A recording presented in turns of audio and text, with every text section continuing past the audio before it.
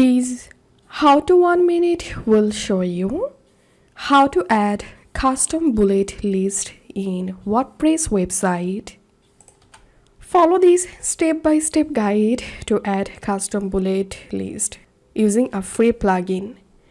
Log into your WordPress dashboard and hover over on plugins and click on add new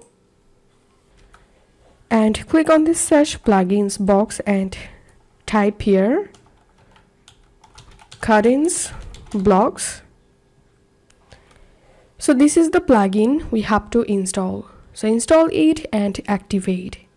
Now I'm going to creating a new post and clicking on add block,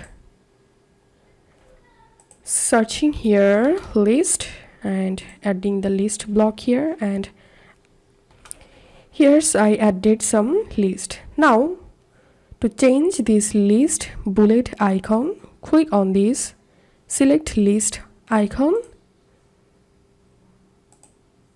click on icon list, and you will jump into this page. Here click on icon styling, and from this list you can select any icon. Just click on the icon and it will be changed.